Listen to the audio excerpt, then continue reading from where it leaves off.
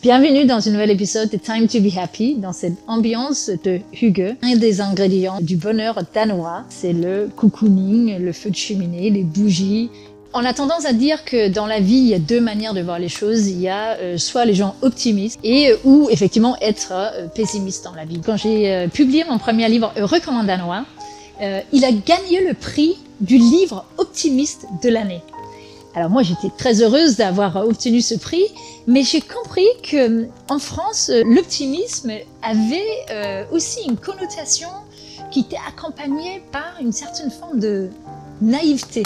Comme si le fait d'être optimiste, c'était quand même des gens qui n'étaient pas tout à fait réalistes face à la vie.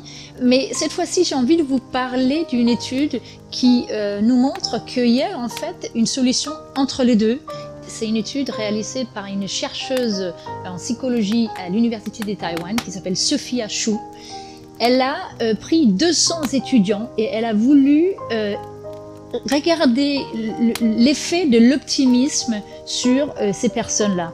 Et en fait, il y avait deux catégories de personnes. Il y avait ce qu'elle appelait des optimistes réalistes. L'autre groupe, c'était ce qu'elle avait appelé Sophia Xu, les optimistes idéalistes. Ce que l'étude a démontré, c'est justement qu'il y avait une tendance à que ces fameux optimistes idéalistes sous-estimaient la réalité des choses, c'est-à-dire que les difficultés qu'on peut rencontrer dans la vie et que, au contraire, ceux qui étaient optimistes mais réalistes, ils avaient ce fameux plan B, une meilleure capacité à faire face à la vie, ils se sont mieux préparés face à l'avenir et ce, sous ces éléments qu'on ne contrôle pas, parce qu'ils sont imaginés avec réalisme ce qui pourrait éventuellement se passer, tout en gardant cet esprit positif ou optimiste de l'avenir. Cette lucidité, c'est vraiment une clé pour se sentir mieux dans la vie et mieux préparé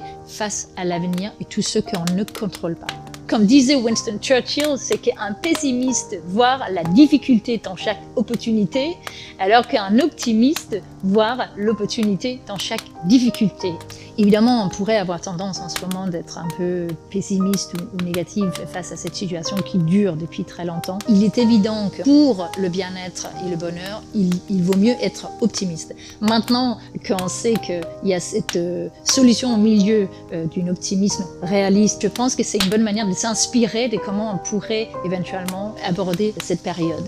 Alors, pour une petite réflexion de ce week-end, c'est évidemment de vous poser la question quelle est votre vision de cette période en ce moment, enfin de votre vie en général, on peut le dire aussi. Est-ce que vous êtes plutôt pessimiste ou optimiste, ou est-ce que vous êtes plutôt au milieu, donc cet optimisme un peu réaliste, avec une certaine forme de lucidité face à la vie, à des difficultés qu'on pourrait éventuellement rencontrer. Je vous souhaite un week-end plein d'optimisme pour rendre les choses du bon côté.